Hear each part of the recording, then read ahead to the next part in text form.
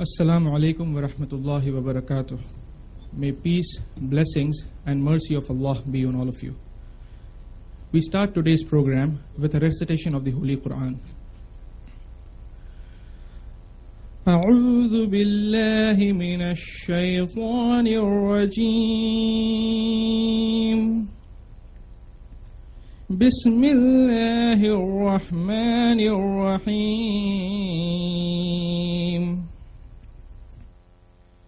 يا أيها الذين آمنوا اتقوا الله حق تقاته ولا تموتن إلا وأنتم مسلمون واعتصموا بحبل الله جميعا ولا تفرقوا واذكروا نعمة الله عليكم إذ كنتم أعضاء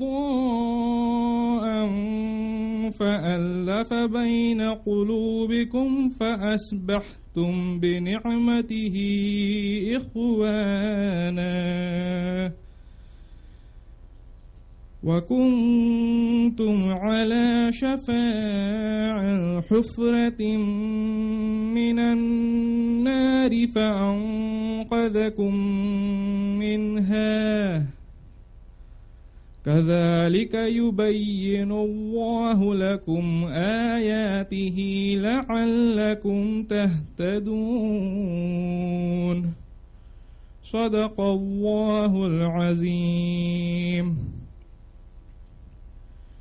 The translation from Surah Imran, chapter 3, verses 102 and 103. I seek refuge with Allah from Satan the accursed, in the name of Allah, most gracious, most merciful. O ye who believe, fear Allah as He should be feared, and die not except in a state of Islam. And hold fast all together by the rope which Allah stretches out for you, and be not divided among yourselves. And remember with gratitude Allah's favor on you, for you were enemies, and He joined your hearts in love, so that by His grace you become brethren. And you were on the brink of the pit of fire, and He saved you from it. Thus does Allah make His signs clear to you, that you may be guided. Verily, Allah has spoken the truth. For those of you who have come to the Islamic Research Foundation for the first time, let me brief you about the activities of IRF. Islamic Research Foundation was established in 1991 with the objective of removing misconceptions amongst the non-Muslims as well as Muslims. Towards that direction, IRF has used the Quran and the Sunnah as the basis of our efforts. Besides the Quran and the Sunnah, we have used reason, logic, and modern scientific knowledge to explain the basic tenets of Islam in a very clear fashion. Alhamdulillah, the Islamic Research Foundation has the largest collection of video cassettes in its reference library, and every morning, alhamdulillah, the IRF cassettes are shown on the cable network in Bombay as well as other cities in India. Towards developing these cassettes, the IRF has a full-fledged Betacam editing studio, recording studio, and other facilities to make these cassettes available as and when required. The motto of the Islamic Research Foundation can be found in Surah Nahl chapter 16, verse 125, which says, Ud'u ila sabili rabbika bil hikmah wal maw'izatil hasanah wajadilhum billati hiya ahsan. When translated, it means, invite all to the way of thy Lord with wisdom and beautiful preaching, and argue with them in ways that are best and most gracious. In doing so, in following this principle of the Holy Quran, this verse of the Holy Quran, Alhamdulillah, IRF has been implementing and applying in this direction since the past 7 years. Towards that direction, we also have various programs on Saturdays, Sundays, and Mondays where there are lectures followed by question-answer sessions. Today as well, we have amongst ourselves Dr. Abu Amina Bilal Phillips, who is going to speak on the topic, the evolution of fiqh. Dr. Abu Amina Bilal Phillips was born in Jamaica but grew up in Canada, where he accepted Islam in 1972. He completed a diploma in Arabic and a BA from the College of Islamic Disciplines at the Islamic University of Medina in 1979. Then he completed an MA in Islamic Theology in 1985, followed by a PhD in Islamic Theology in 1994. He taught Islamic education in Arabic in private schools in Riyadh for over 10 years. Between 1992 and 1994, Dr. Bilal established and lectured in the graduate and undergraduate departments of Islamic Studies in the College of Education of Sharif Kabunsuan Islamic University in Cotabato City, Mindanao, Philippines. Since 1994, he has founded and directed the Islamic Information Center in Dubai, UAE, and the Department of Foreign Languages at Dar al-Fatah Islamic Press in Sharjah. Presently, he is also a professor at the American University in the UAE. His works have been translated in several languages, and he has lectured extensively throughout the world. Among his published works are translations of Ibn Taymiyyah's essay on the jinn, the devil's deception, Arabic calligraphy and in manuscripts. He has co-authored Polygamy in Islam. He has authored Evolution of Islamic Law, Tafsir Surah Al-Hujurat, the Ansar Cult, Fundamentals of Tawheed, Salvation Through Repentance, Islamic Studies, Book 1, 2, and 3, Hajj and Umrah according to the Quran and Sunnah, Islamic Rules on Menstruation, Arabic Reading and Writing Made Easy, Arabic Grammar Made Easy, The Best in Islam, The Purpose of Creation and Dream Interpretation according to the Quran and Sunnah. He has also authored The True Message of Jesus, The Exorcist Tradition in Islam, and Funeral Rites in Islam. It's a great pleasure that Dr. Abu Amina Bilal Phillips is with us today to speak, as I said, on the topic, the evolution of fiqh. I would request Dr. Abu Amina Bilal Phillips to address us. إن الحمد لله نحمده ونستعينه ونستغفره ونعوذ بالله من شرور أنفسنا ومن سيئات أعمالنا من يهده الله فلا مضل له ومن يضلل فلا هادي له وأشهد أن لا إله إلا الله وحده لا شريك له وأشهد أن محمدا عبده ورسوله. All praise is due to Allah, and may Allah's peace and blessings be on His last Prophet Muhammad sallallahu alaihi wasallam. And it is our duty to not only praise Allah subhanahu wa ta'ala, but to seek refuge in Him from the evil which is in ourselves and the evil which results from our deeds. For whomsoever Allah has allowed to go astray, none can guide, and whomsoever Allah has guided, none can send astray. And I bear witness that there is no God worthy of worship but Allah, and that Muhammad sallallahu alaihi wasallam is the last messenger of Allah. The topic, as announced this evening, is that of the evolution of fiqh, or Islamic law. And this topic is actually a very vast topic, which I really cannot hope to cover in the 1 hour which is allotted to me. So I will basically only give you the headings and touch some of the major issues. And for details of it, there is a book which I've written called The Evolution of Fiqh, which goes into the finer details of the issues with regards to the process by which Islamic law has evolved over time to the present day, really focusing on how Muslims should approach Islamic law. This was an issue, particularly to me, having become a Muslim initially in Toronto, where my first learnings of Islam were with people who were associated with the Jamaat Tabligh, and those who taught me the Hanafi school of Islamic law, and impressed on me that it was important that I be a Hanafi, because most Muslims were Hanafis. And I accepted that, and returned and informed my family that we're now Hanafis. After having done that, then I lived and worked with a brother from Egypt, whose father was one of the scholars involved in the movement, the Ikhwan movement in Egypt. And he was quite knowledgeable about himself, about Islamic law, etc. And I studied Arabic with him. And in the course of studying, I came to realize that, well, he was a Shafi'i, and there were some strong arguments for the opinions which he held. So it left me in something of a dilemma. And I decided at that point, really, that I needed to find out for myself what, in fact, is the correct position based on the sources of Islam, rather than taking it secondhand, from somebody who got from somebody else, or trying to have people read books to me or translate certain passages from books to me. I felt that this was just not really leading to clarity for myself.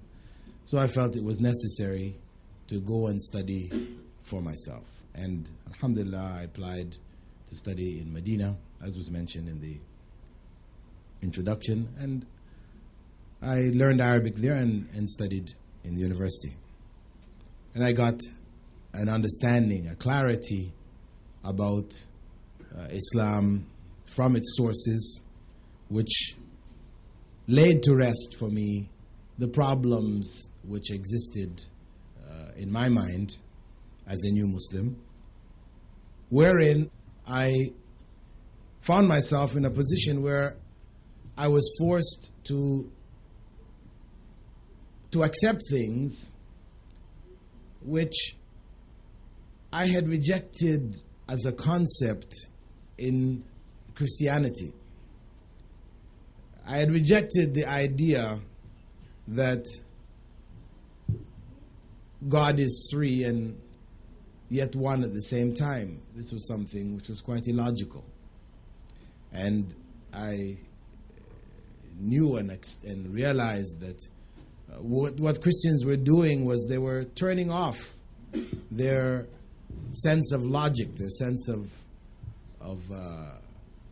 reason to accept this. And here I was, in coming into Islam, believing, of course, at first Islam was one, whereas Christianity had so many different sects, etc. And then coming in to find there are some differences here also. And furthermore, there were issues where one school of thought was saying this is permissible, and another school of thought was saying this is not permissible. Where one was saying, if you did this, you have lost your state of ablution, you no longer have wudu. Another one said that you do have ablution. These were differences or contradictions to me which really couldn't coexist. And for me to accept, as I was told in the early days, that all of the schools of Islamic law were correct. The important thing was just that you had to follow one, right? And as I said, it was stressed to me that the Hanafi one was the best one to follow.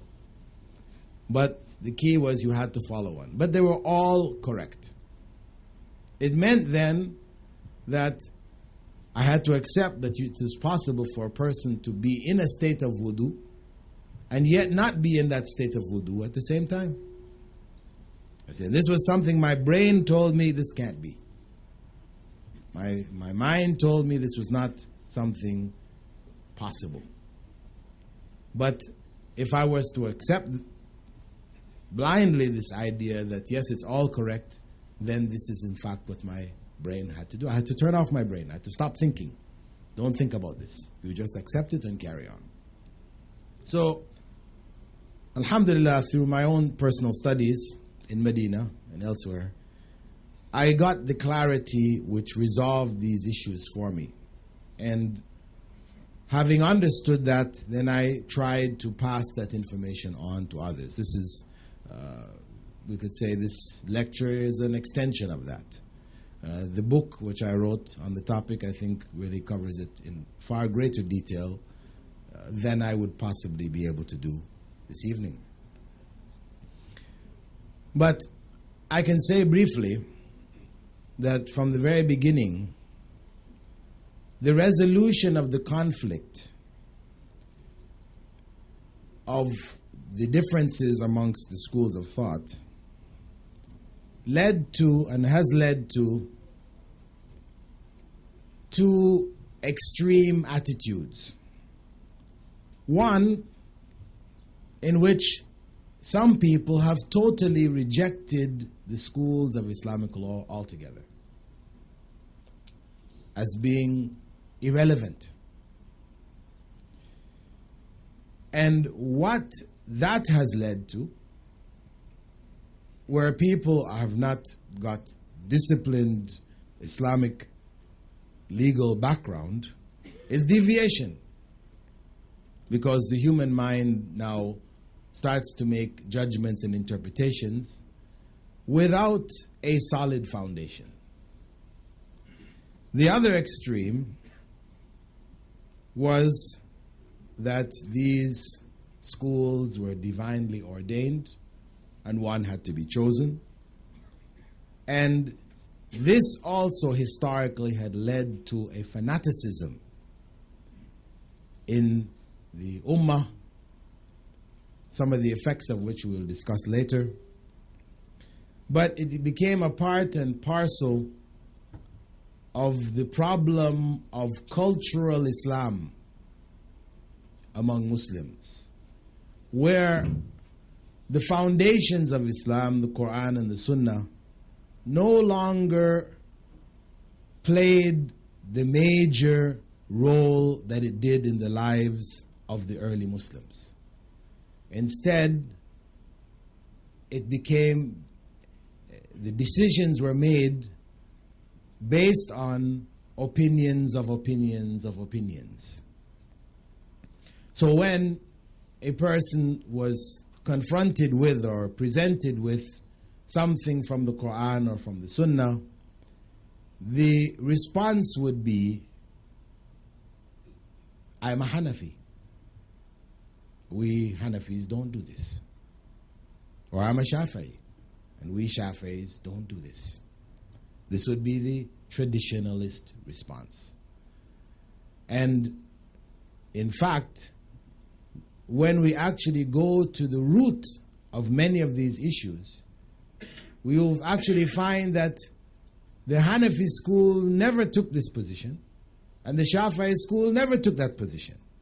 But that it is just a cultural practice amongst Muslims in a particular area. And because they were from the Hanafi school, most of the scholars of that area were from the Hanafi school, they assumed that whatever they're doing was from the Hanafi school. People were no longer able to distinguish between what was actually legally a part of Islam from what is a product of their own cultural inheritance or adaptations, etc.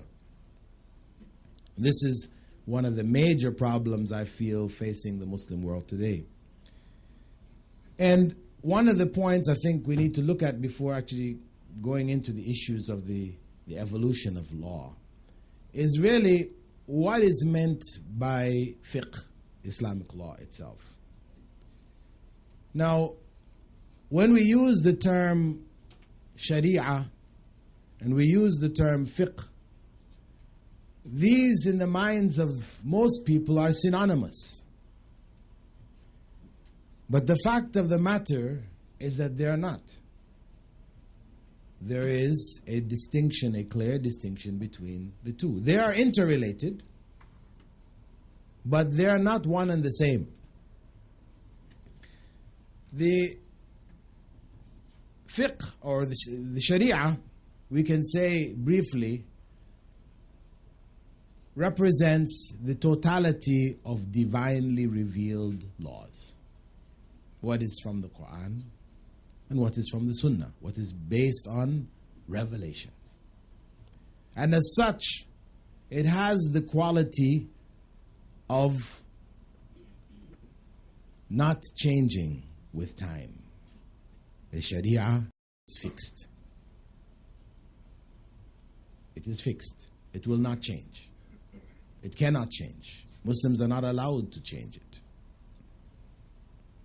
Whereas fiqh, on the other hand, represents the application of the Sharia to varying circumstances,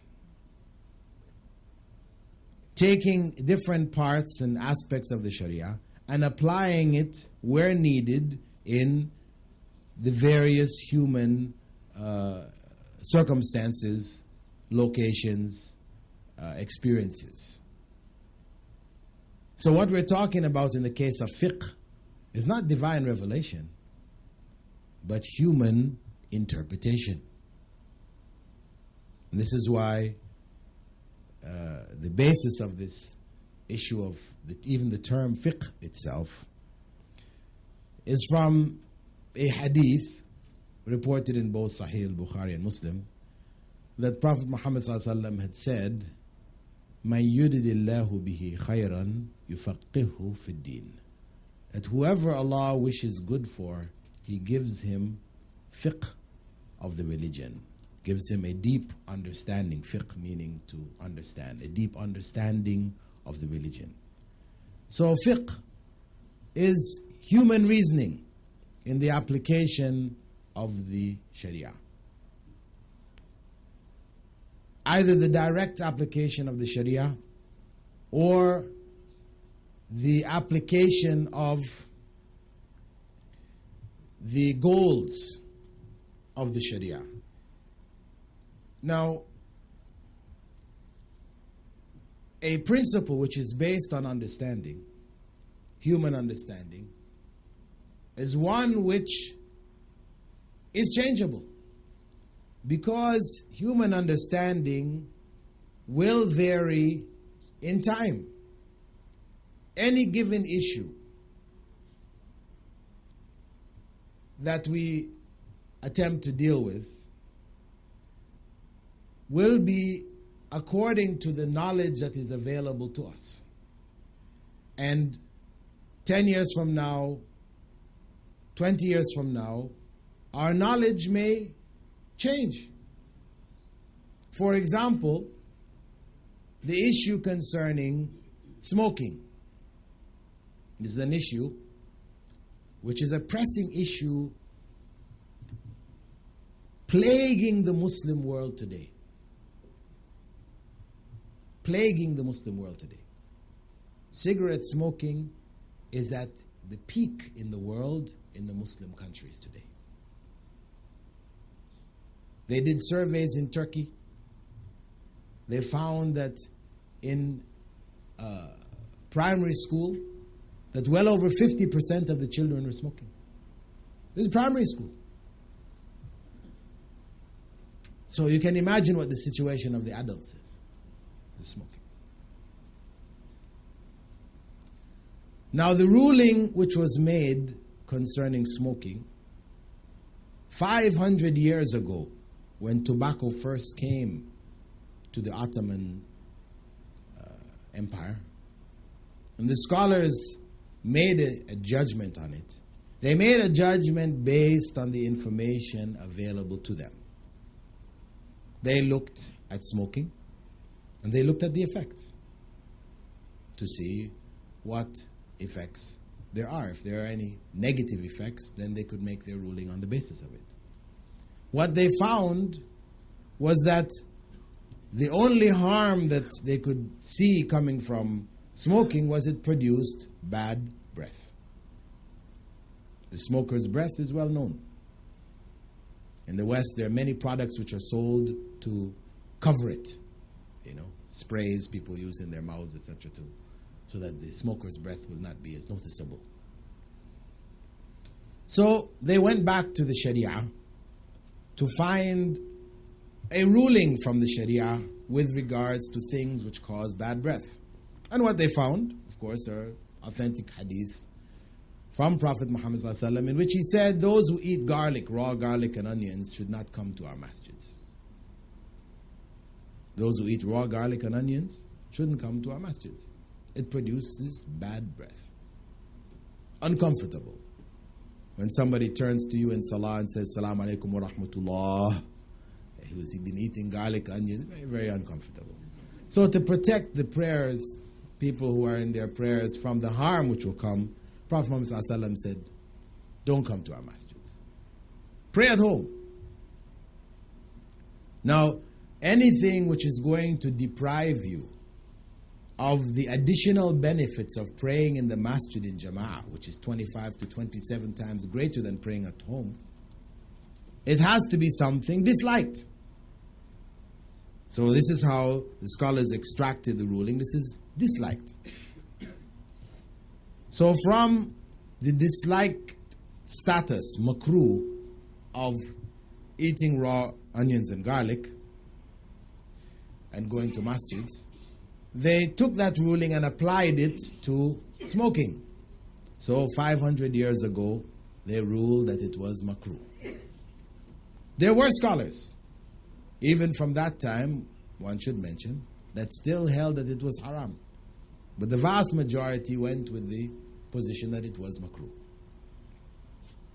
They felt it was haram from the point of view that, it was a waste of wealth.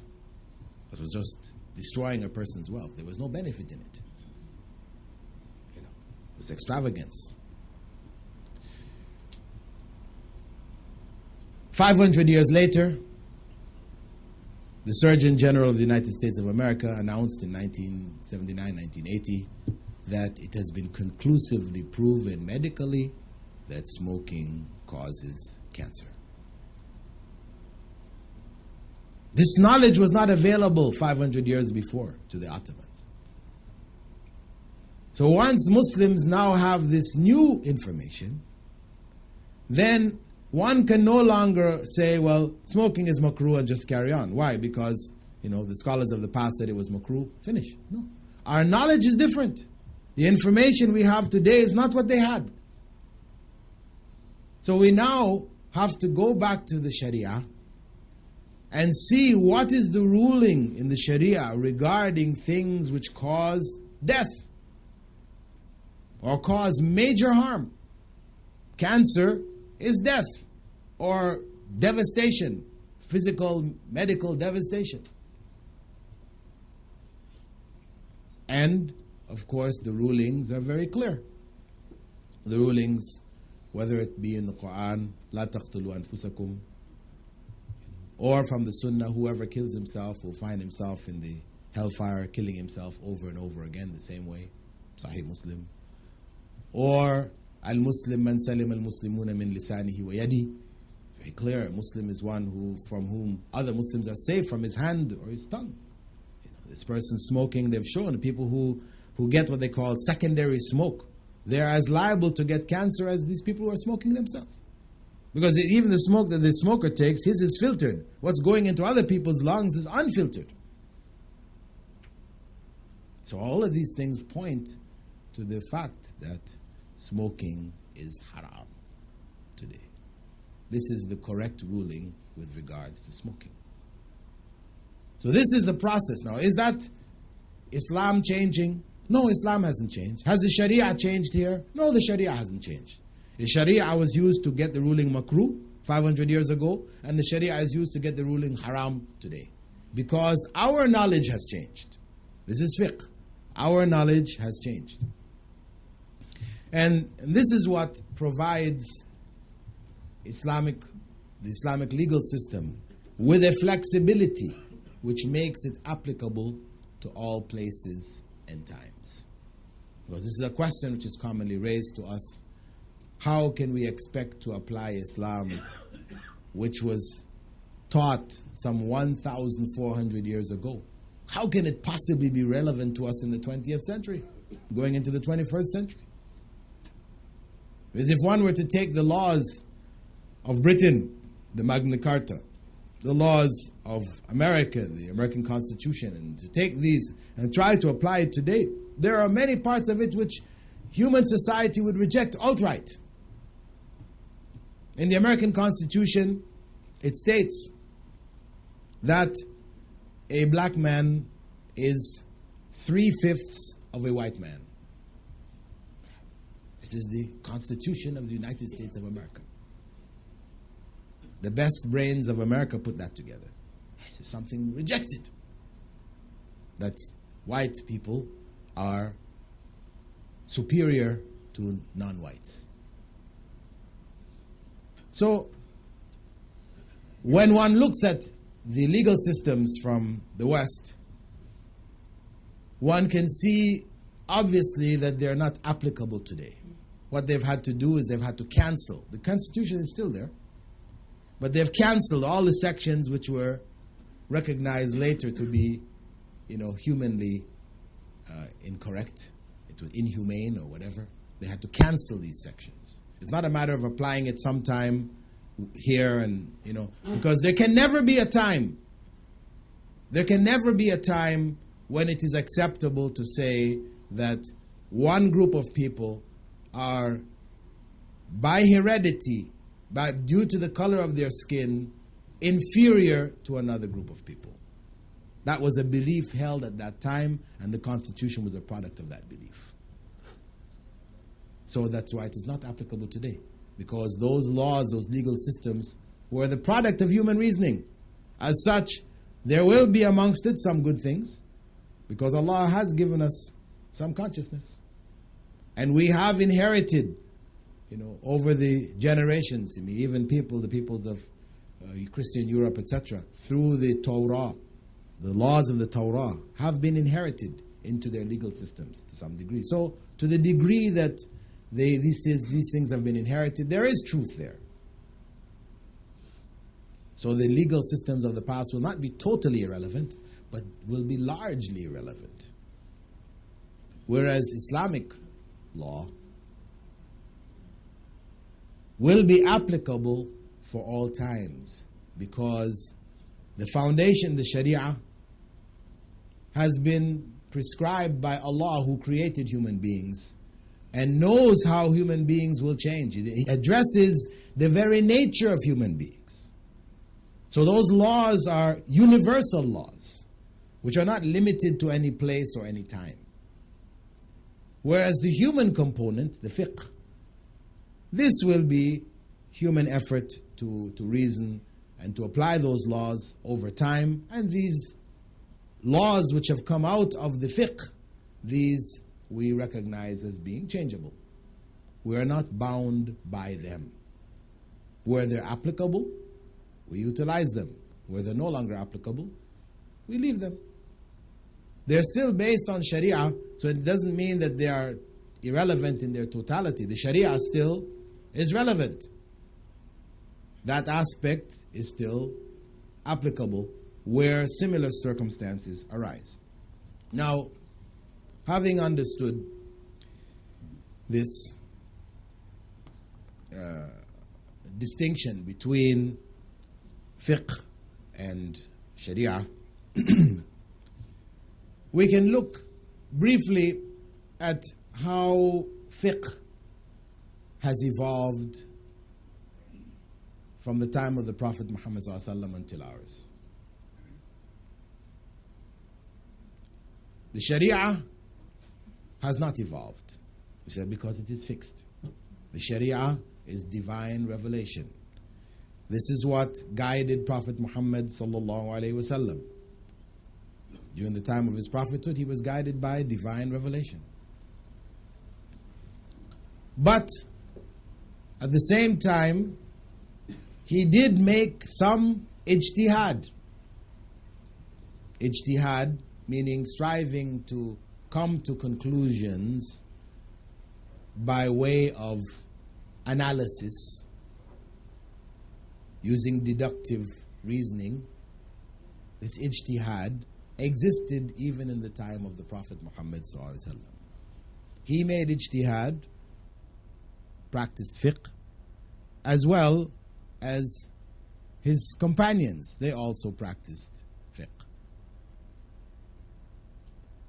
However, the ijtihad, the reasonings, the deductions of the Prophet Muhammad sallallahu alaihi wasallam and his companions during the time of the Prophet sallallahu alaihi wasallam were never a fundamental source of Islamic law.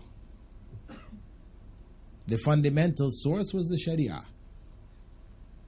was revelation. If revelation confirmed the ijtihad of the Prophet Muhammad sallallahu alaihi wasallam, then it became law. If revelation did not confirm his ijtihad, then it was not law. Similarly, when his companions made ijtihad, and there were circumstances which arose in their times where they made ijtihad, if revelation confirmed it, it was accepted. If it didn't, it was not. So, the ijtihad of the Prophet Muhammad sallallahu alaihi wasallam and the Sahaba were not considered independent sources of law in that period.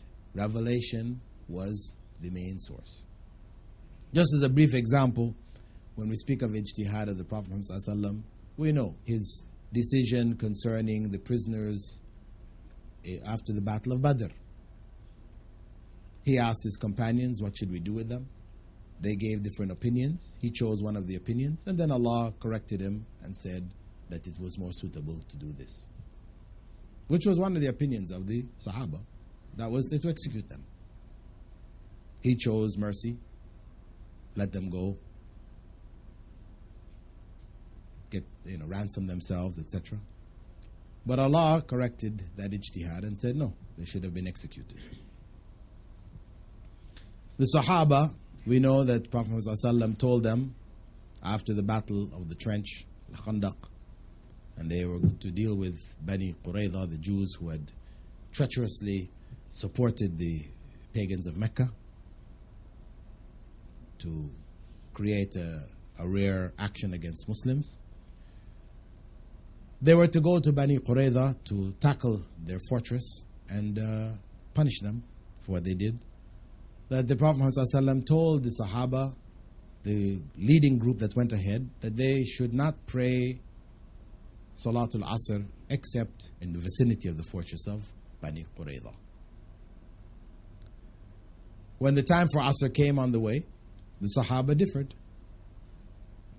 Some said, well, Prophet Muhammad ﷺ said, don't pray Salatul Asr except in Bani Qurayza. So that's what we're going to do. We will not pray Salatul Asr now, we'll continue till we reach Bani Qurayza. Knowing that the time for Salatul Asr would go. Meaning they would be praying Salatul Asr in the time of Maghrib. Knowing that there's no joining of, Asr and Maghrib. You join Dhuhr and Asr, but you cannot join it to Maghrib. So if you're praying Asr in the time of Maghrib, you're praying Qada outside of its time. This was the Prophet Muhammad's instruction. That's the obvious meaning of that instruction, and that's what a group of the Sahaba went with, and they continued. The other group reflected and said, what was the intent of the Prophet Muhammad here when he said, don't pray Asr except in Bani Qurayza? His intent was for us to hurry to get to Bani Qurayza. He didn't intend for us to pray Salatul Asr outside of the time. Allah has also said, Salata kanat al mu'minina kitaban mawquta, that the Salah is written for the believers in established times. So they prayed Salatul Asr there and then went on. This was ijtihad amongst the Sahaba right here. We can see a difference in approach.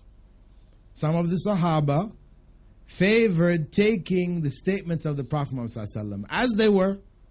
Don't try to get into it to see what he meant by it, etc., etc., and just go with it.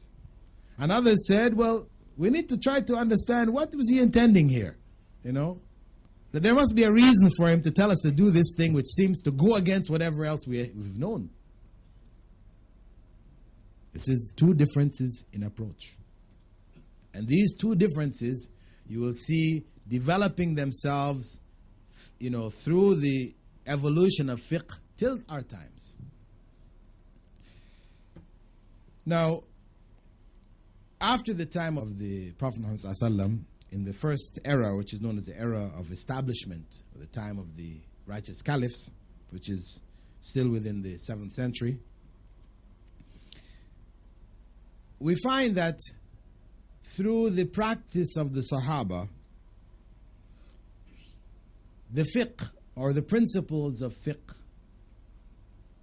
were identified as the Quran, the Sunnah, Ijma' and Qiyas. They were using the principle of Qiyas to establish their Ijma'. That is, basically, they would look to the Quran when issues arose. If they didn't find answers in the Quran, they would look to the Sunnah.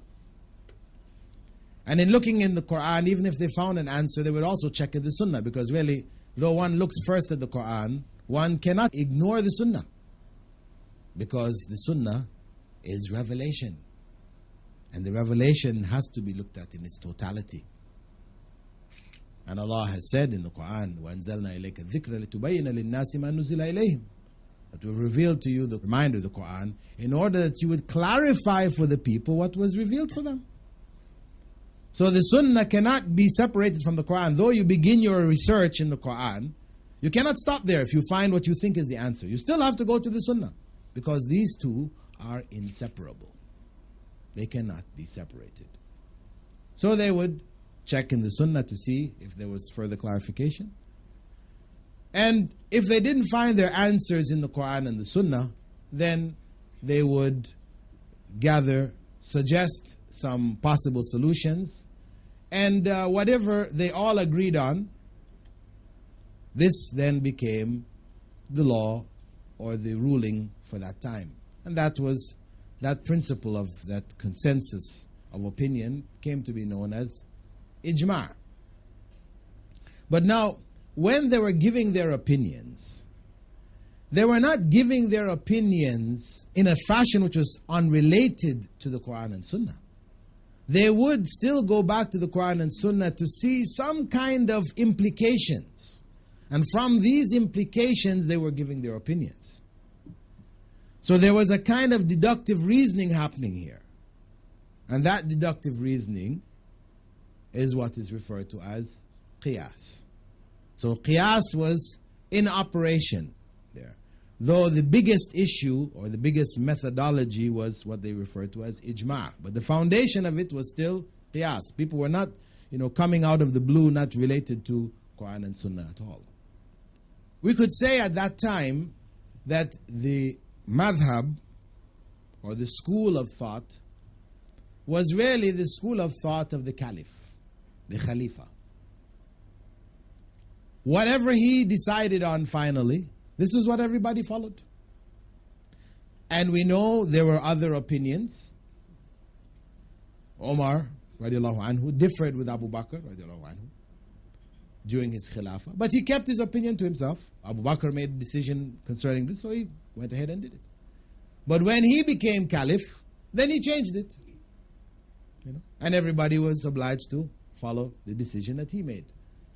So the madhab really was one superficially on the surface. Everybody followed that of the khalifa, though there were differing opinions.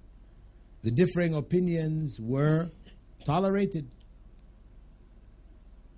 People had opinions for themselves, which they kept to themselves, though they may have practiced personally. But openly, they stayed behind the opinion of the Khalifa. Now, after the time of the righteous caliphs, we enter into the 8th century, known as the era of the Umayyads. In this period, the practice of ijtihad began to develop rapidly. mainly because of the fact that the Umayyad leadership strayed away from the pure foundations of the Quran and the Sunnah. They began to accept and to practice principles which were adopted from societies around them, etc. And the leadership, meaning what we're saying is that there was corruption developing in the leadership. And in the time of the righteous caliphs, the major companions of the Prophet Muhammad ﷺ used to stay close to the caliphs. They would be there as a source of information for them in the making of their decisions, the shura, the consultative body which would be consulted when decisions had to be made. But by the time of the Umayyads, where the leadership started to become corrupt, then the scholars left the regions of the caliphs. They started to avoid the courts of the caliphs, because to be there would be to be obliged to submit to corruption. So they instead moved to outer-lying provinces, to other towns, other parts of the Ummah. And where people, of course, in these areas, they needed to know the correct rulings on different issues, then they were there to give those rulings. And a number of different centers of learning flourished over the various areas of the Ummah.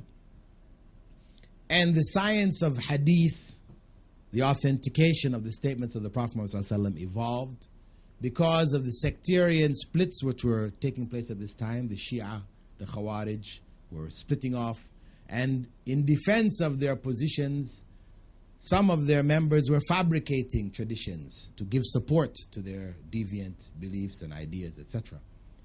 So among the scholars, there were those like Az-Zuhri and others who began the process of collecting the authentic traditions. And what we find here is an effort, even in this period of the Umayyads, where to some degree the ijtihad of the Sahaba, the opinions of the Sahaba and the generation that followed them, known as the Tabi'un, began to be compiled also. So fiqh, a compilation of fiqh began there to preserve correct rulings, because where the leadership had become corrupt and they were deciding and taking actions which were themselves illegitimate, there needed to be, for the protection of the deen in the minds of the Muslims, there needed to be efforts to compile the correct rulings outside of those circles. So it was in this era that the initial schools of Islamic law appeared. And in that era there were many. I mean, we know today of the 4, but in that time there were hundreds, literally hundreds of schools of Islamic law. And among them, there were those who appeared more outstanding than others. Their knowledge, etc., was greater, their reasoning powers were stronger. So you found, even in that period, that students would be shifting around, studying under different scholars, and starting to gravitate towards, those that tended to be the more outstanding amongst them. And in this period of time also, the two trends that we spoke of from the time of the Sahaba, the trend of reasoning behind the revelation and accepting the revelation without trying to get into the reasoning, also appeared. And they were given names even from this time. The school of Medina, which was headed by Imam Malik, came to be known as Ahlul Hadith from that time. I know people tend to think of the name Ahli Hadith today as something, a new madhab which has popped up, just recently, a few years ago in India, Pakistan. But the reality is that this term, this approach is ancient. The people who studied around Imam Malik, etc., were known as Ahlul Hadith. And those who studied around Imam Abu Hanifa, In Iraq, they were known as Ahlul Ra'i, the peoples of opinion. And Imam Abu Hanifa, though he was called, or the people in his area were called the people of opinion, it didn't mean that they were basing every ruling and every decision just merely on opinion. No. But that they would try to find out the reasoning behind the various narrations to be able to apply them more widely. This was their approach. Whereas the people of Medina, their approach was that if the purpose of the laws were not defined by Prophet Muhammad ﷺ, if he didn't give that clarification, then we will avoid trying to get into it with our minds. Just stay with what is obvious and clear.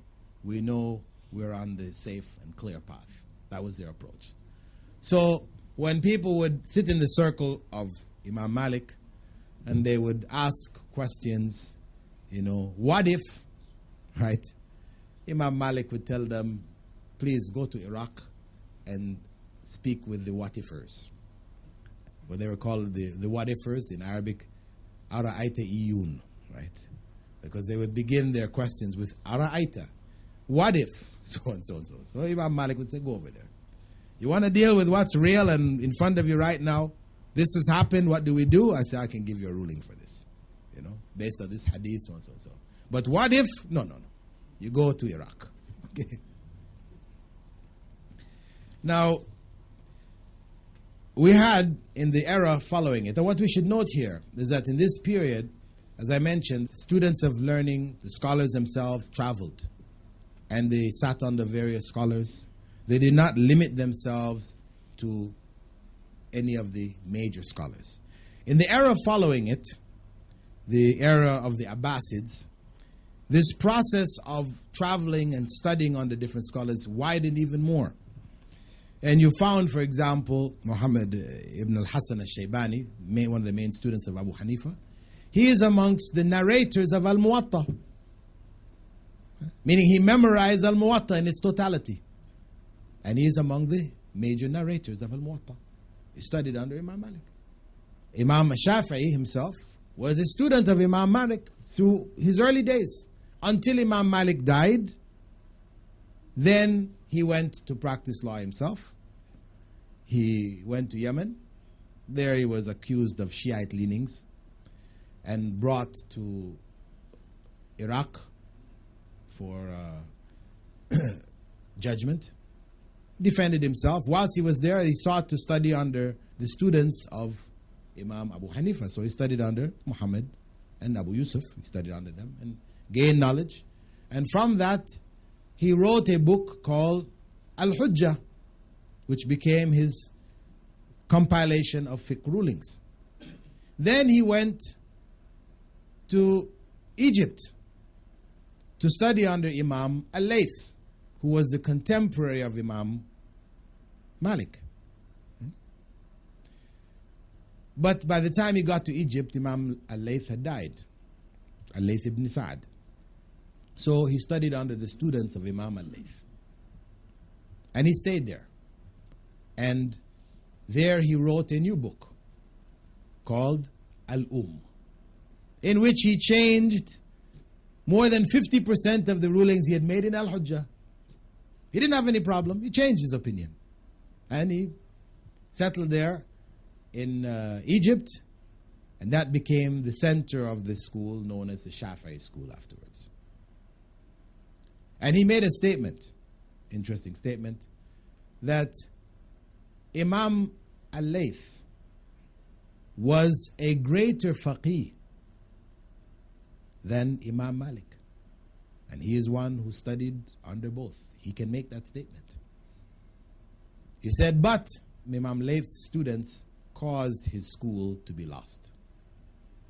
Imam Layth had weak students, so his school was absorbed by Imam Shafi'i, and the Shafi'i school is what evolved. So we don't even know that there was a Laythi madhab. Today, people, if you mention the Laythi madhab, they say, what? Laythi madhab? Oh, you're making up your own madhabs or what? There's no madhab, Laythi madhab. But this is what Imam Shafi'i said. That Imam Layth was a greater faqih, afqahu min Malik. That's how he put it. A greater faqih than Imam Malik. But Imam Malik's students were strong. He had strong, legal experts amongst his students. So his school of law continued. And in this period of time also, you found that there were other great scholars, people like Al-Awza'i, Al-Thawri, and others, who, though they were great legal minds, there were other factors which caused their schools of law to disappear. Some were political factors, as in the case of Al-Thawri, where he refused the Abbasid ruler Al-Mansur's appointment. They wanted to appoint him as a judge. He refused it, tore up the letter and threw it in the Tigris Euphrates. And he had to go into hiding. Because in those days, you just don't refuse the caliph. So he went into hiding, means that he could not maintain students. His students, only his very close students used to hang with him, go wherever he went. And then, when he was on his deathbed, he instructed his main student to erase everything that he wrote from him. All of his rulings, he said, erase them. Why? Because his position, as what you will find was the position of the other scholars, was that their rulings were based on their time. They didn't want their rulings to become rigidly followed by others, blindly without any thought processes, etc. So he instructed his student to erase, and the student erased. So his school of law was never collected, compiled. It's only recently some students researching in fiqh have compiled from the various books of the schools of Islamic law now that are around, wherein they make references to the opinions of Imam al-Thawri. So they've compiled it all together. Now you can buy a book which is called the Madhab of al-Thawri, with the rulings on the various issues, compiled from the other books.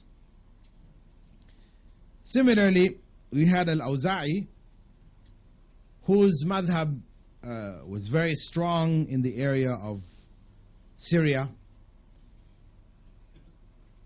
Palestine, Lebanon, and in Spain it was the main madhab. But in the 10th century, a Shafi'i scholar by the name of Abu Zar'a, who was made the judge of Damascus, he offered a prize of 100 dirhams for whoever would memorize a concise book of Shafi'i fiqh. He offered the prize of 100 dirhams. So the students, students of learning in those days were poor, struggling. So in order to earn this money, though they followed other madhabs, whatever, they would go and memorize this concise compilation of the Shafi'i madhab. And of course, what happened is that after people memorized it, though they were following other schools of Islamic law, this is now in their subconscious. When they start to make rulings, they make decisions, this was starting to affect their decisions. So eventually, they became Shafi'is. So the school of Al-Awza'i disappeared. By the 11th century in the region of Palestine, etc., it disappeared. Not because necessarily it was weaker or so and so, but just because of the act, basically, of that judge to make it. So, what this is telling us, when we look at this, right, what does it mean? For this is history. What does it really matter relative to us today? The significance of it is what? That the four madhabs that we know today were not divinely ordained, meaning that Prophet Muhammad ﷺ, predicted them, although some people made up traditions to imply that he did predict them. But they remained because of a variety of factors. Either there were political support for them. For example, in the Ottoman period, the Ottomans adopted the Hanafi school as the school of the empire. So they enforced the Hanafi school as the legal school for practicing in the courts throughout the Ottoman Empire. And so the Hanafi school spread. the Hanbali school basically had disappeared if it weren't for the fact that Muhammad ibn Abdul Wahhab had studied in Iraq and had studied under scholars from the Hanbali madhab, and it was affected by Ibn Taymiyyah and his opinions, and he was from the Hanbali madhab. So the movement the revivalist movement which he began in Saudi Arabia had overtones of the Hanbali madhab. So the Hanbali madhab came back alive. Otherwise, basically, the Hanbali madhab was dead. People didn't even refer to it anymore, hardly. It was the Maliki, Shafi'i, and Hanafi. Hanbali madhab was just, nobody even talked about it, except for that fact. And that fact of that movement brought it back to life, it spread, etc., etc. So there are political issues involved here. The madhabs and their survival were not due to the fact that these were the greatest scholars of the Ummah. No. Shafi'i already said that Al-Layth was a greater legal scholar than Malik. They survived because the students that were with them were good, strong students who maintained their line of reasoning, etc., etc. There are other factors beyond us saying that they were the greatest scholars of the Ummah. They were among the greatest scholars of the Ummah, yes. Among the greatest scholars of the Ummah. But to say, to give somebody, for example, somebody the title of Imam-i Azam, dangerous title. Because who are we to make that judgment? To say he is the greatest scholar of the Ummah. No, we cannot say this. He studied under other great scholars. Great scholars studied under him. Abu Yusuf and Muhammad al-Shaybani, after the time of Abu Hanifa, differed with him in over 50% of his rulings. What we know today as the Hanafi madhab is not the rulings of Abu Hanifa. Maybe a portion of it represents his rulings, but a greater proportion represents the rulings of his students, who changed his rulings, disagreed with him and made other rulings in its place, as their own knowledge increased, etc., etc. These are among the realities of the schools of Islamic law. This was the way in which the schools developed. And the scholars who learned the religions learned under the scholars wherever they were. They moved from one scholar to another. They studied on periods of time with one. They went to study with another. They didn't have any problem with it. Nobody was telling them, oh, you're a Maliki student. No, go back to Imam Malik. You can't study in our circle here. No. Nobody told them this. This was never expressed. People were free to take rulings, and that's what they did. They took rulings from wherever they found it to be correct, and you will find statements of the imams themselves referring to the students that they should not blindly follow whatever they ruled, that they should understand where the rulings came from and to make rulings based on the foundations. All of the imams, you can find similar statements attributed to them. And this is how fiqh evolved. In that state, it was very vibrant. But with the latter part of the Abbasid era, when you had a change take place, wherein hypothetical fiqh, which was fiqh without a reality, developed in a large scale due to, mainly to the court debates. Because what happened was that the Abbasid caliphs, in their corruption, they would have court jesters, dancers, singers, a court magician, a court astrologer. They had all these things there in their courts. And they also had a court scholar. They would have a scholar from the Hanafi madhab and one from the Shafi'i, because these were the main two at the time. And they would introduce, for their entertainment, philosophical entertainment, intellectual enjoyment, they would introduce legal issues, and the scholars would debate over these issues. Whoever won the debate would be given a little bag of gold. Right? So you had this sense of rivalry developing, because now the scholar from the Shafi'i madhab, he wouldn't want to lose. The issue of this debate was not that we're going to find the truth, but I want to win the argument by any means necessary. And this is when Greek logic and all this became prevalent in the arguments. Usul al-fiqh developed on a basis of Greek logic. Greek logic where, right can be wrong and wrong can be right. Everything is relevant, this kind of reasoning. So you would find people they wouldn't want to give up their arguments, They would just go down with it, because to lose the argument is to lose for your school. And, so you found people clinging on in this way. A sense of fanaticism started to develop at that time. And at the same time also, of course, you can imagine these court debates, after talking about real and possible things, you run out, right? You run out of real and possible things to talk about. So then what do? You go to the hypothetical, the things which don't exist and likely cannot exist. So you found issues being raised now which were totally ludicrous, which unfortunately remain in the books of fiqh even till our time. So you can find in fiqh books, for example, Shafi'i fiqh books, coming out of that period, which is still around, people will read it.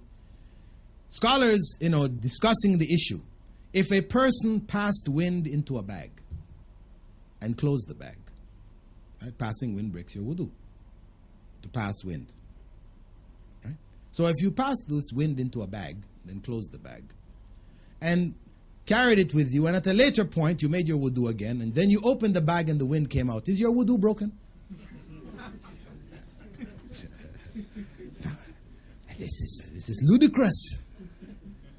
Anybody who is going to pass wind in a bag and carry it around, we should take him to the hospital. We don't need to debate whether his wudu is broken or not. Something wrong with his head. Right? Similarly, you can find in the books of Hanafi fiqh, and I ran into it in Singapore. There was a book there which was translated by somebody, Brother Maulwi from India. He translated it into English. A basic book which they were distributing for Islam, basic understanding of Islam. And in it, I found in the area of wudu, the man is putting the things which break wudu. Among them, he puts having sex with a fish. I said, what? This book was there. It was translated from the books. I told the brothers there in Singapore, I said, brothers, please destroy this book. Don't put this in circulation. If any non-Muslim saw this, what Muslims debate about whether you have wudu if you have sex with a fish? I think you're mad, But this was something which came out of that period of time, And unfortunately, some of those things, as I said, has remained in books, and sometimes people translating these books of the past directly, they bring this into the present, and it makes really Muslims look quite ludicrous. Now, the realities of the differences of opinions amongst the scholars, because having understood that there were differences, we see this trend towards this fanatical attitude towards the schools of Islamic law. We say this is an abnormal trend. It wasn't normal. This was not the way of the early scholars. This trend of fanaticism, went to a point where I'm sure you're familiar with rulings which were made which prohibited people from transferring from one madhab to another. After the fall of Baghdad, some scholars decided at that time they were going to close the door of ijtihad. No more ijtihad, finish. They said, all the ijtihad is already done for us. No more, no need. And a rigidity, really hard attitude developed. So much so that over some differences, simple differences in rulings, Hanafi scholars ruled that it was not permissible for a Hanafi to marry a Shafi'i. It reached that point. It reached the point where they couldn't pray behind each other. So you had mosques which were built in Damascus and Iraq, etc. In that period of time, they had two mihrabs. One for the Hanafis, one for the Shafi'is. When the Hanafis finish their prayer, then the Shafi'is go and make their prayer. To this day, you can go to Syria. Of course, they're not doing it anymore, but you can still go and see those mosques from that period of time. And the Kaaba. Around the Kaaba, there were prayer, what they call maqamat. Maqam Hanafi for the Hanafis. If those who, when the time for prayer came, those who were Hanafis in making the tawaf, they would come line up behind the Hanafi Imam, make salah. When he was finished, then the Shafi'is would go to Maqam Shafi. You had these four structures around the Kaaba, one for each of the different schools of Islamic law. So you had four different salahs taking place around the Kaaba. This is how deep that fanaticism went. And of course, this is not from Islam at all. This is against the spirit of the scholars of the past, etc., completely. And alhamdulillah, since that time, of course, into our times, this attitude of fanaticism has settled down somewhat, where people are now more willing to accept. But, the simmerings of it still remain till our day. Till our day. You'll find people, depending how fanatical they are, you can't pray behind Shafis. They wipe on their socks. Or some Shafis, Hanafis, if they touch a woman, they still go and lead your prayer. We can't pray behind them. They're praying without wudu. So these kind of attitudes still remain till today. And one of the common examples of it I've seen in many places, where people from the Indian subcontinent and have gone, is that there will be 2 times for prayer for Salatul Asr in masjids. In Hong Kong, in Sri Lanka, in these places, there will be 2 times for Salatul Asr till today.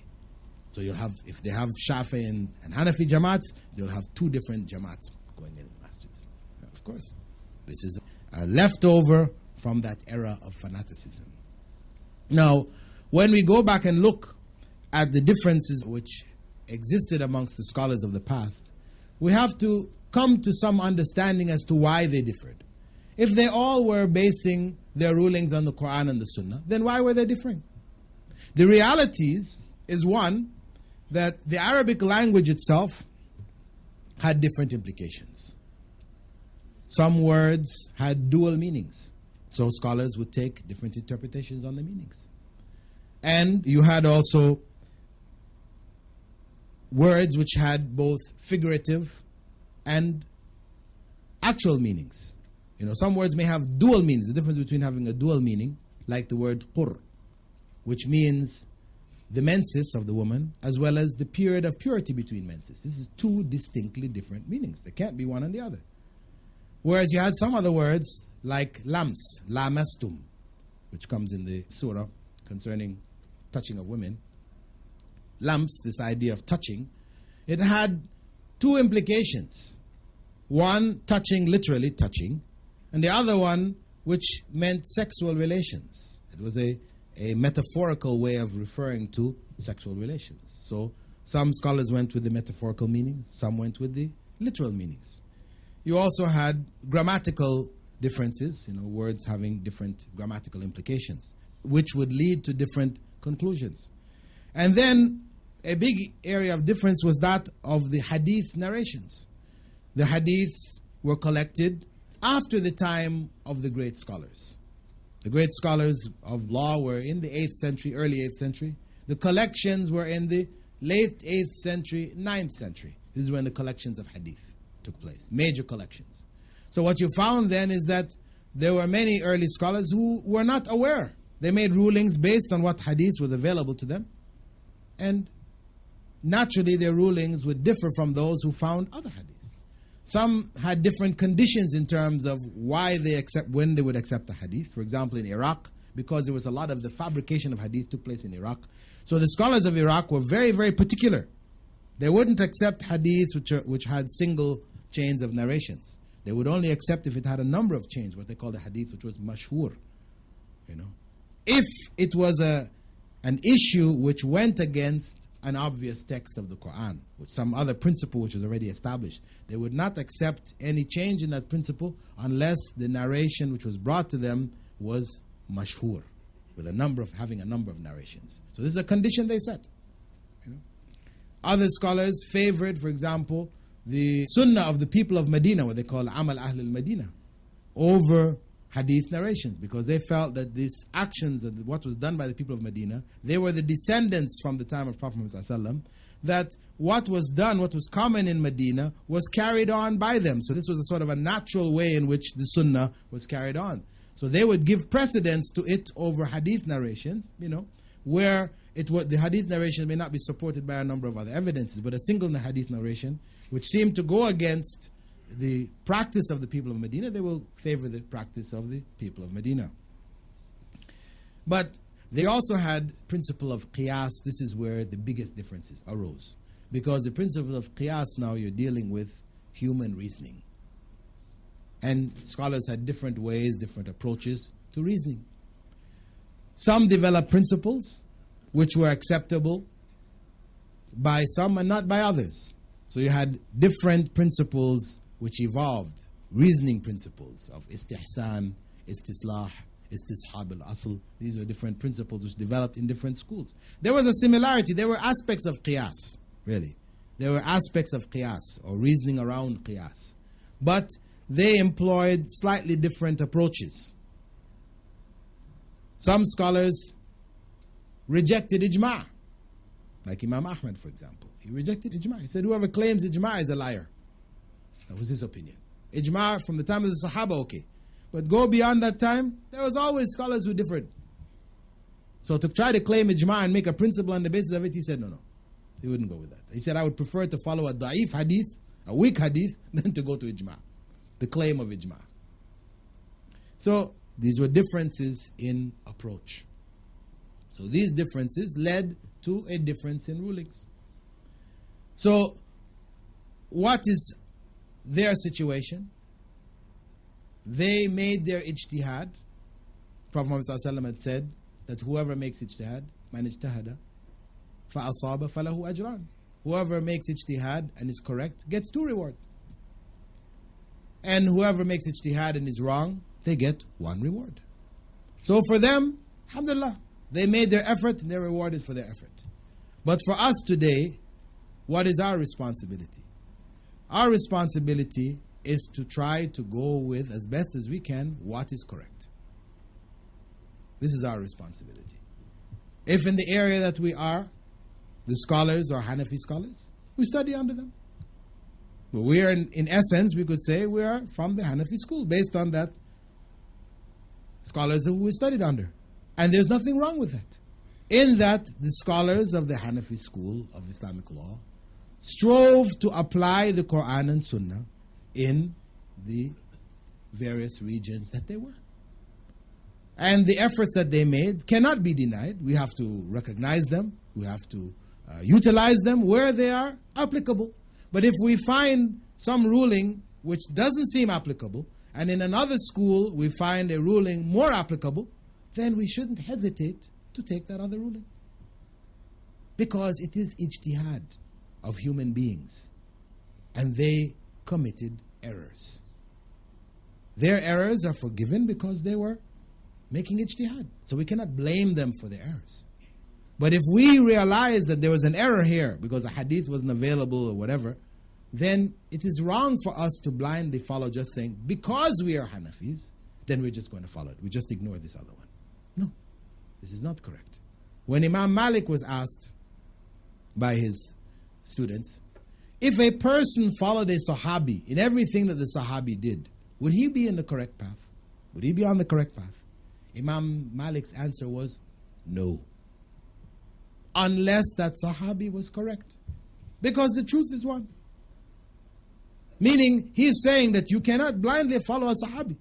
So if he was saying it's not correct to blindly follow a Sahabi, can we then today say we're going to blindly follow anyone?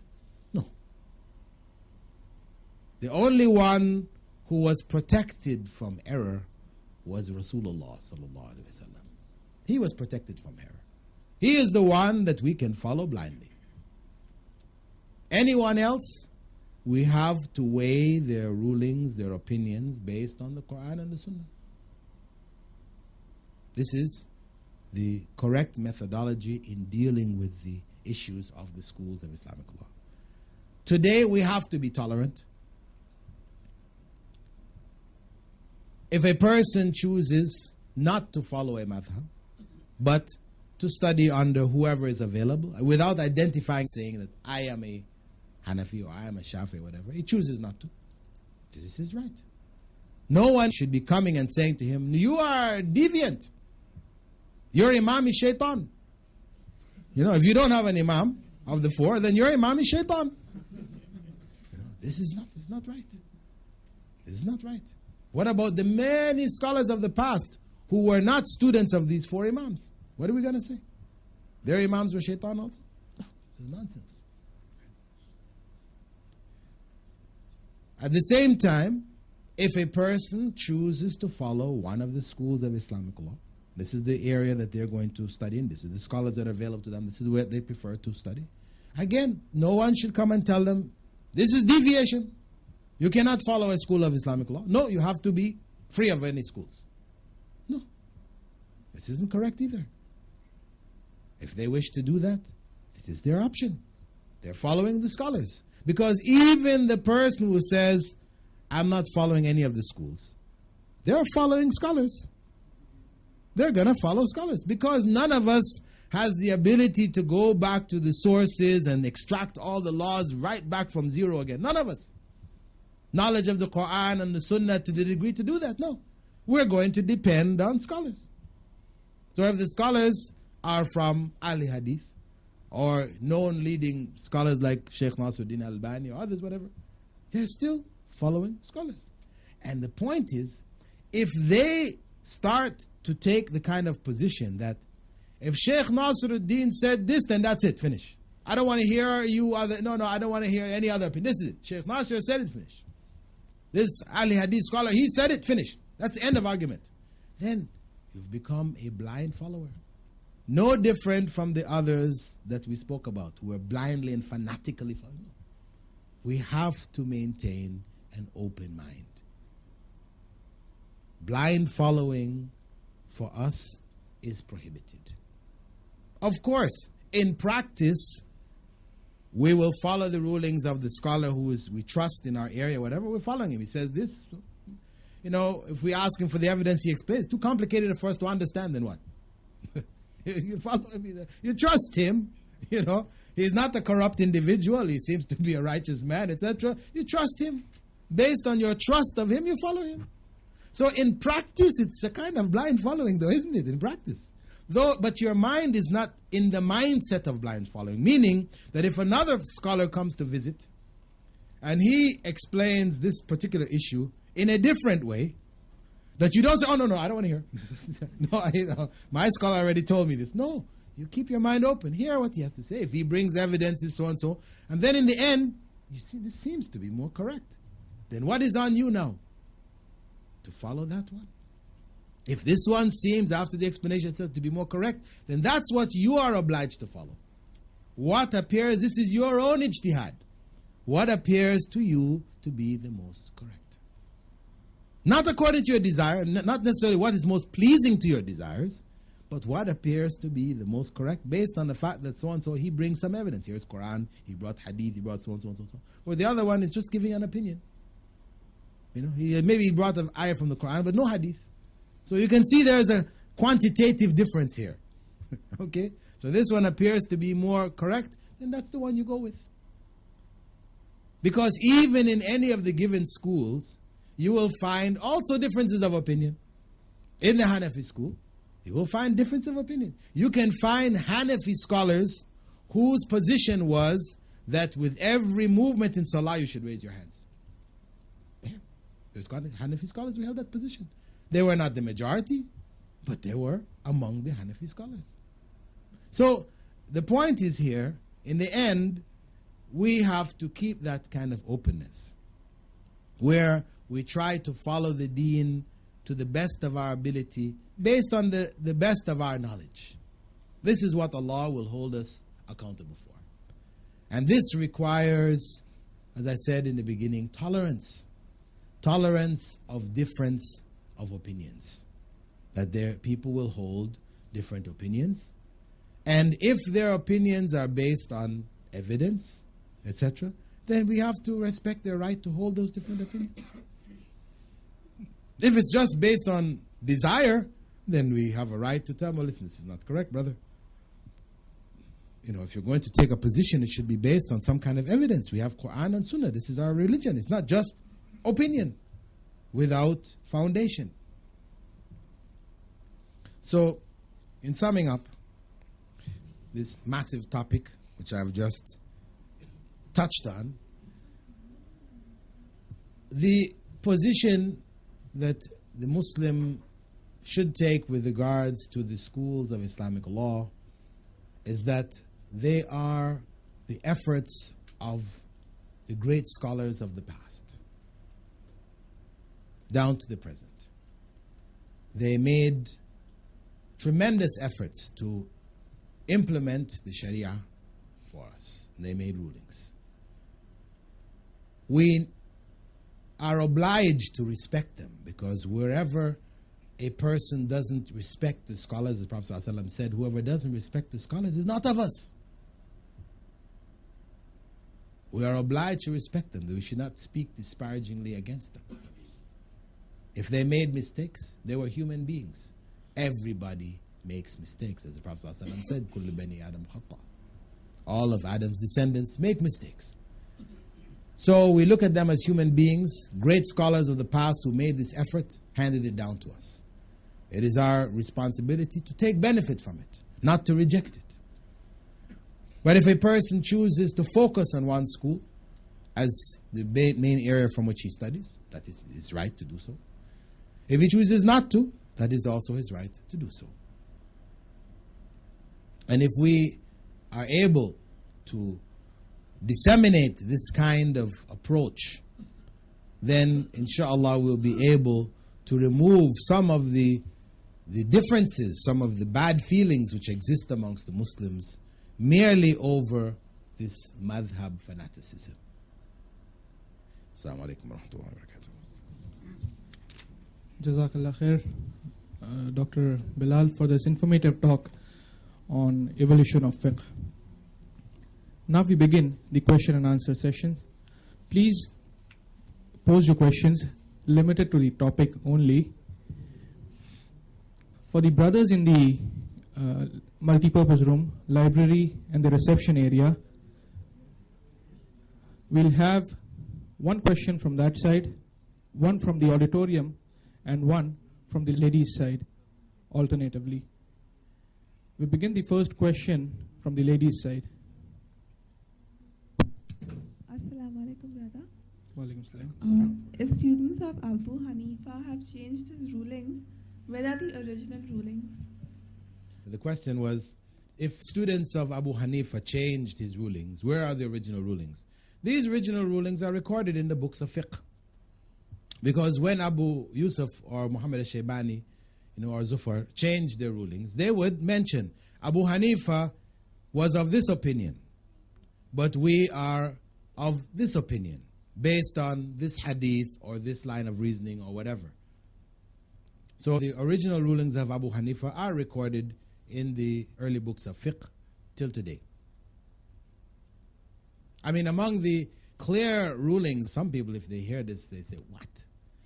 Abu Hanifa was of the opinion that if you drank substances which would be intoxicating in large amounts, as long as the quantity of drinking it is not intoxicating, it was permissible. That was his position. Meaning, if you took a glass of beer, right, and you only took, a small amount, right, very small amount, it was not enough to intoxicate you, then it was permissible.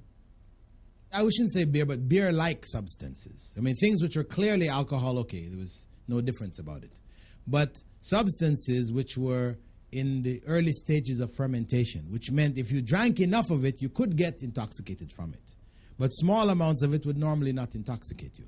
So he took that position. This is referred to, they call it nabidh. He took the position that it was permissible.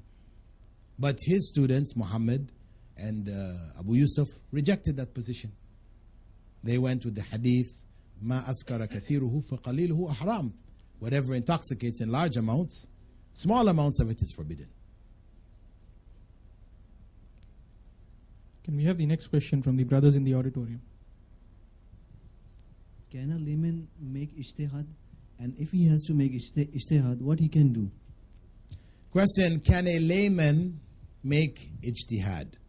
I don't know about layman, If we say a person who is not a scholar, because layman sounds like, you have the priests and the laymen, this is the Christian traditions, right? Can a person who is not a scholar or a major student of learning make ijtihad? Brother, we make ijtihad from the time you get up in the morning till the time you go to sleep at night.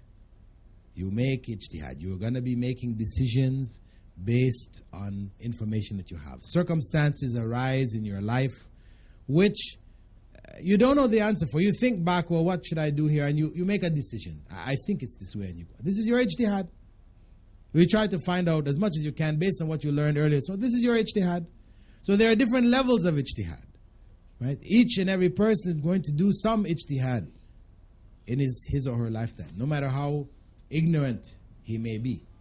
The point is, for a person to make ijtihad in terms of rulings for peoples, this is what we're talking about. This is now becomes problematic. If you have no knowledge and you make ijtihad for people, this is a sin.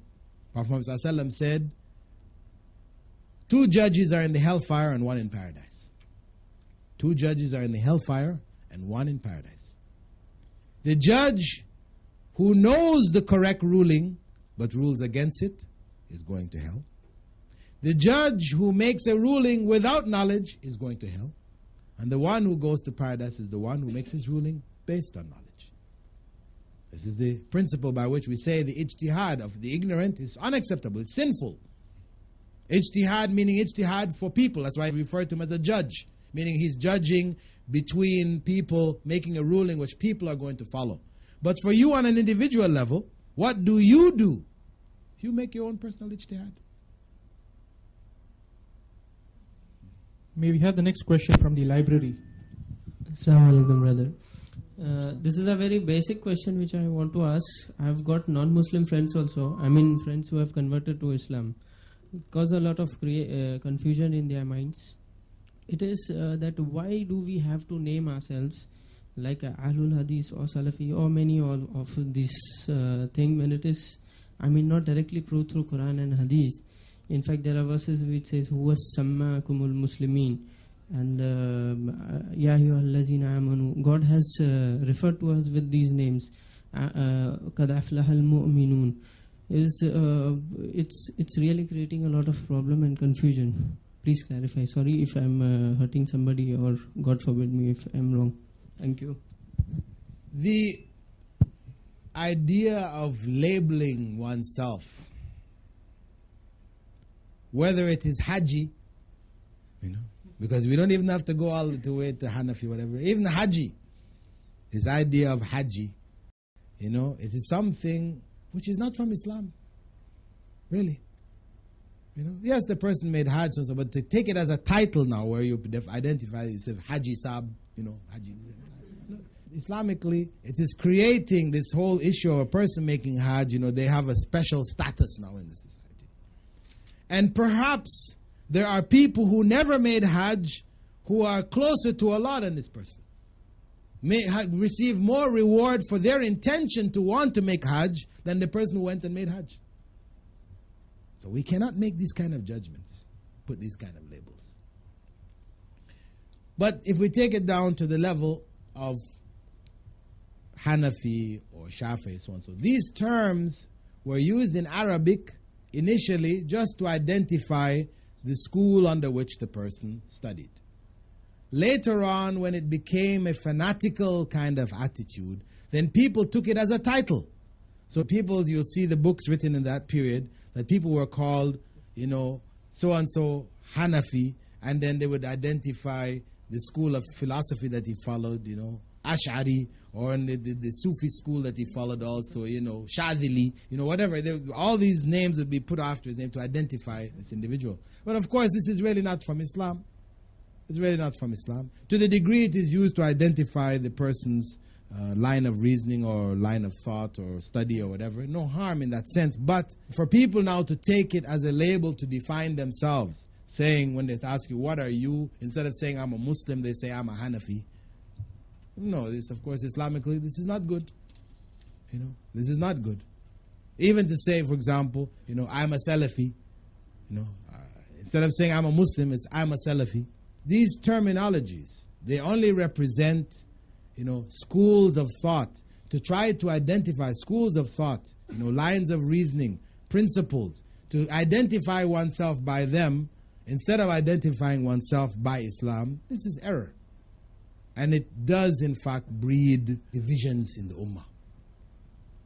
Where it was necessary, titlings became necessary to distinguish, for example, between the Shia and Ahl Sunnah wal Jama'ah. I mean, because Shia were calling themselves Muslim, you know. So in order to distinguish themselves, then this title was used. You know, we can see, or the term Sunni Muslim evolved. You know, really that was people falling into a trap, because once you said Sunni Muslim, then it means also there's Sunni Muslim and Shia Muslim. But in fact, there's only Muslim. There is really only Muslim. And the issue concerning the Sunnah, those who follow the Sunnah and those who are Shia, this issue has to be analyzed, you know, systematically according to Quran and Sunnah, in fact, to say, is it in fact, are the Shia in fact really Muslims or not? You see, because Muslim is one, it's Muslim. If a person says, you know, I make my declaration of faith, Shadu la ilaha illallah, Shadu anna Muhammadur Rasulullah, I make my Hajj, I do all these other things, but I believe there's another prophet named Ghulam Ahmed. See, he, as far as he said the other things, so yes, he was Muslim, but once he said, but I believe in this other prophet, Ghulam Ahmed, then that nullified all of the other things. That Islam was just nullified by that statement. Similarly, where we're dealing with fundamental issues of the deen, where people begin to worship other than Allah and make it a part of their deen, then we have to say this is no longer a part of Islam anymore. These are people who have stepped outside of the bounds of Islam, you know, because there's just Muslim. May we have the next question from the sisters? Acha, brother, my question is that some people take advantage of the schools of thoughts, like whichever is the easier way out, they follow that, and they follow both the schools of thoughts, but they take the easier way out.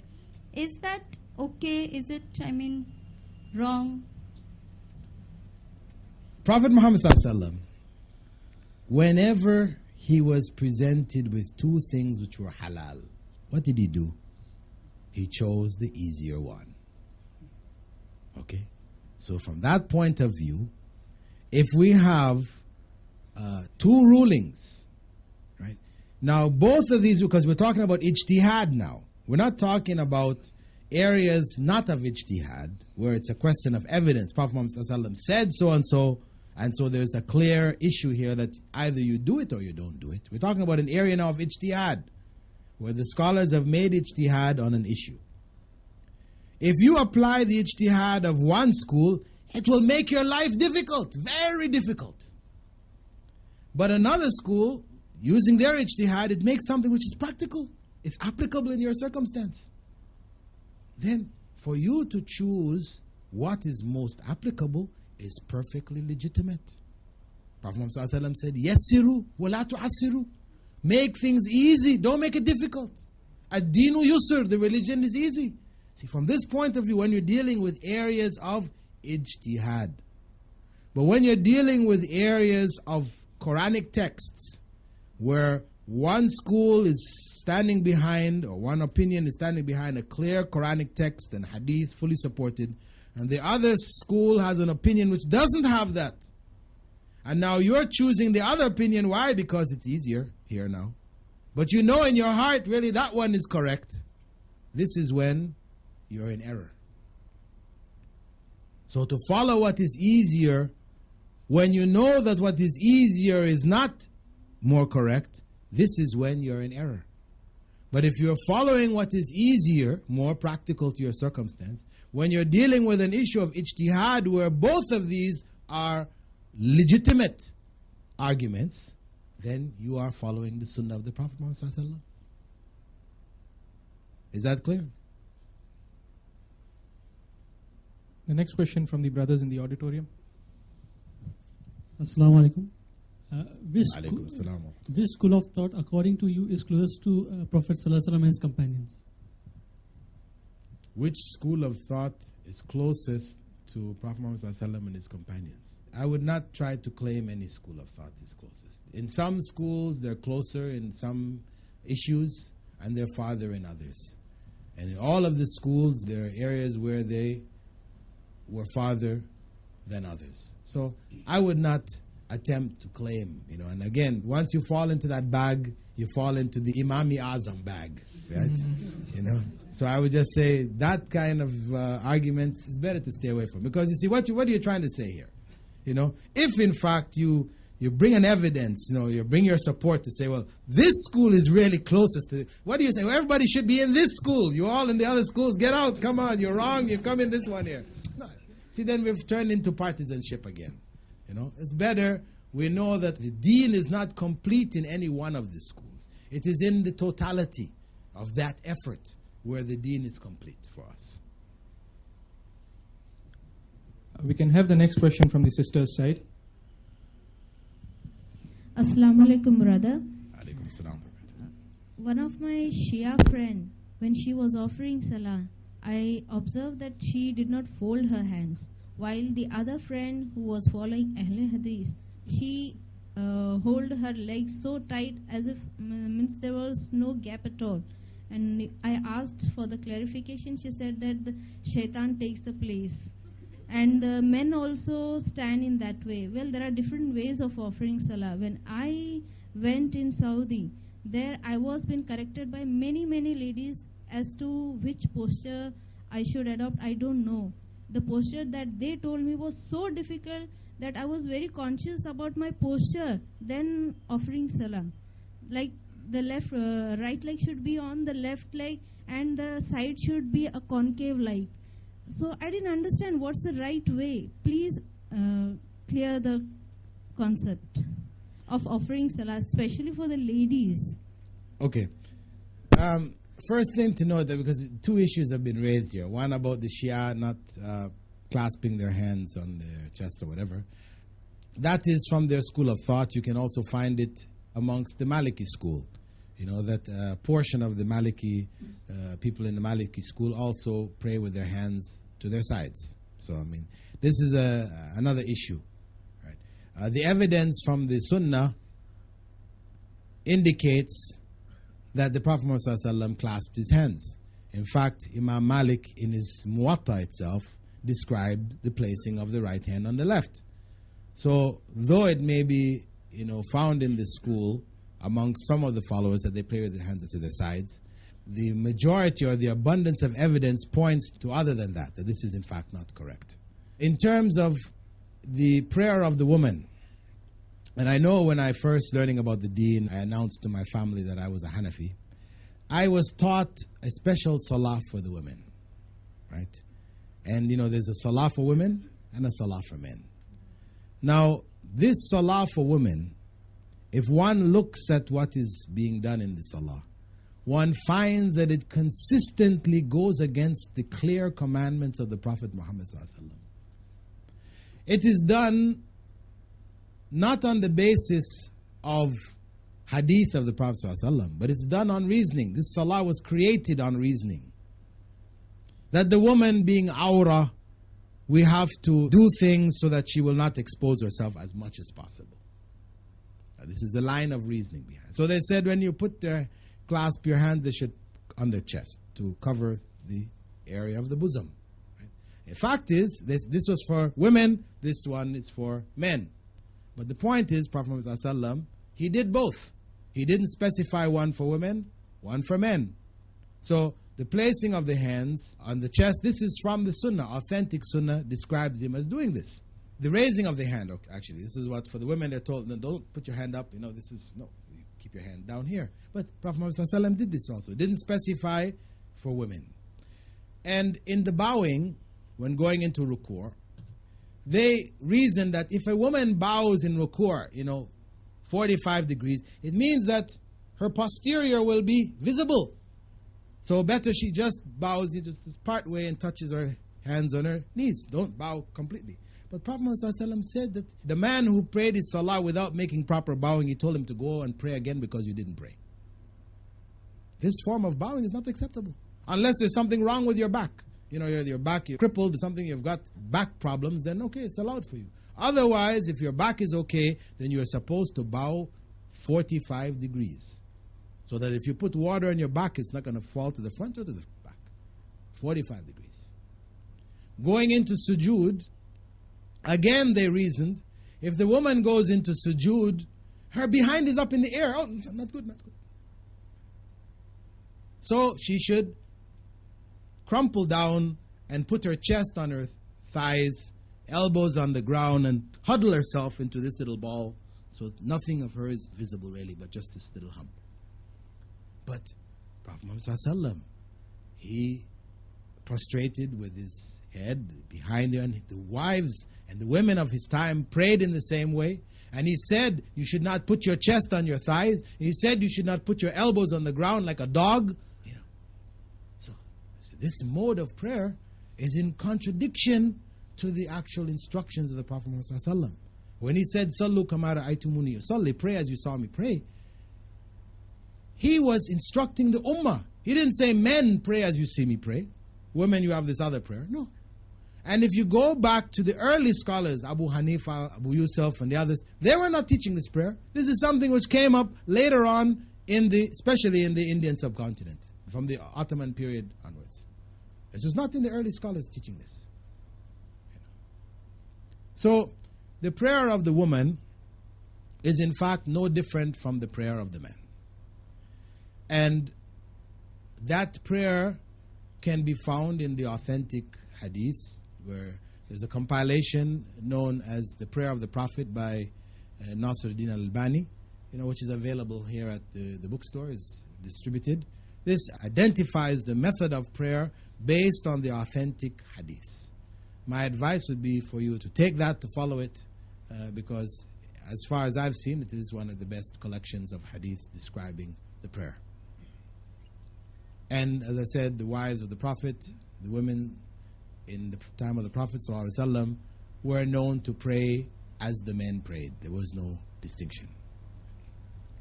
The other thing I should just mention is that the issue of when standing, whether feet should be together or feet should be touching the people next to you. Now, when we go back to hadith, we'll find that there are references that the Sahaba, when they stood, their feet were touching each other, ankle to ankle, etc. Now, some people will go to extremes to try to establish this, right? Where you twist your feet outwards, you're standing, you can feel your knees aching, you're trying to make ankles. If your foot, just so happens, people's feet are made in different ways, okay? So if it is reasonable and comfortable for you to put your foot next to the other and your ankle touches, fine, alhamdulillah. But it's not required of you in the deen now to twist your foot to the point where, as the sister said, you're more concerned with your foot than your prayer. So we should also recognize moderation in trying to follow the instructions also. If your foot will not bend in a particular way, you do the closest thing that you can to it. But again, you're held accountable only to what you could have done and you didn't do. What you are unable to do, based on physical, etc., then you're not held accountable. May we have the next question from the auditorium? Assalamu alaikum. Now that we have the knowledge of all the four major mazhabs, is it now possible or needed to in unifying all the four mazhabs by taking the right rulings from all of them? The issue of unification of the madhabs. If Muslims are unable to unify themselves, then to talk about unification of the madhabs is, something not really practical.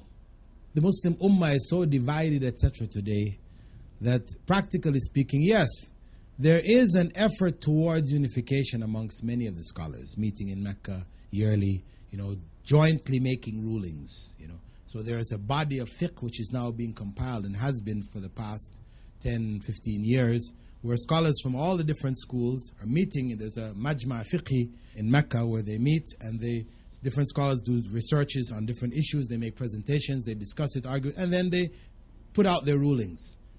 So this kind of effort, which is a new effort, we can say perhaps in the future it will develop a more unified approach. But the reality is that when there were many schools of thought in the early days, it was not in and of itself harmful. Because there was a central leadership that was Islamic, and they were applying the principles based on what was most correct in the view of the leadership. But when you have no correct leadership, then to try to dream of unification, it's as they say, an impossible dream. It's not really practical. With the unification of the ummah, inshallah, when the Mahdi comes, when we have one leader, if it happens before, mashallah, but we know for sure it will happen in the time of the Mahdi, when he will become the leader and his madhab will be the madhab. Everybody will follow that madhab. There will be differing opinions even then. The thing of removing differing opinions, we can never do this. In areas of ijtihad, people will always have differing opinions, but the issue is that we have to be able to respect the differences, and when we have leadership, we follow that leadership. Do we have a question from the brothers in the library? Assalamu alaikum. My question is that in your talk just now you said that you would not like to claim any school of thought to be nearer to the Quran and the Sunnah, which is the nearest to the Quran and Sunnah, and that all these schools, in all the schools, some schools are farther and some are nearer to the Quran and Sunnah. So do you know of any ruling in the school of Ahle Hadith which is wrong or which is farther or which is away from the Quran and the Sunnah? Well, when the person raised the question of schools of thought, we were talking about, what I understood from it were, quote unquote, the traditional schools of thought. Now, the issue of Ahl Hadith, for me to make a judgment would require me to study, if it is to be looked at as a madhab, separate madhab altogether, which has developed its own line of fiqh, etc., etc., etc., then I would have to go and look at it in that way. Because when we talk about Ahl Hadith today, it represents a madhab in India and in Pakistan. But if we go over the rest of the Muslim world, it doesn't exist. It didn't exist as a madhab per se, with scholars of this madhab carrying on. This is something, it was a way of thinking which existed within the existing madhabs. That there were schools, people studied under different scholars, but they inclined towards hadith, so they were known as the people of hadith, even from the ancient times of Imam Malik. Okay, so the issue of Ahl Hadith now being a madhab, I would refrain from making this kind of a judgment. Why? Because having not gone through and looked at the books, if you bring me a series of fiqh books of the Ahl Hadith, their fiqh books, with all their rulings and so on, so for me to go through and analyze it and look and judge the rulings and so on, so then after that kind of a process, if you want me to find where they've gone wrong, believe me, brother, if you think that they didn't make any mistakes, then you are in error. If you think that the group or the movement known as Ahl Hadith today in India, that they didn't make any mistakes, then you are in error. Because for sure, any effort which we make as human beings have errors. So without even having to go to the books, I'll say there are errors. Right? But I would say that the frame of mind of Ahl Hadith is a frame of mind which is close to the way of the early generations of Muslim scholars. The frame of mind, not necessarily saying the madhab. Make a distinction between the two. Because a person may be following, in terms of his fiqh, etc., he's a Maliki, but his frame of mind is Ahl Hadith. Right? But I did point out, even from the early stages, that Abu Hanifa and those who studied in his area, who were students coming from Abdullah ibn Mas'ud and others, they're leaning towards opinion, though they were called Ahl Ra'i, we cannot look at them as being deviant because they were following the opinion held by certain Sahaba also. This was a trend amongst a body of the Sahaba. So if we go back and we say, which group is closest to the Sunnah, the group which decided to pray in Bani Qurayza or the one who decided to pray on the way, we run into a problem. Prophet Muhammad ﷺ okayed both. He okayed both. So both trends, the trend which focuses on the hadith and the rulings of the hadith, staying away from a lot of opinionated rulings or seeking the reasons behind the rulings, but strictly stick to the hadith more closely. This was a trend from the time of the Sahaba. And the other trend were people working out rulings, trying to find the reasons behind them, what they call the ilal, behind the laws, that this was a trend amongst the Sahaba also, which was approved by Prophet Muhammad ﷺ. So it becomes very dangerous when one group now tries to promote itself as being the closest. It becomes problematic. It is a frame of mind.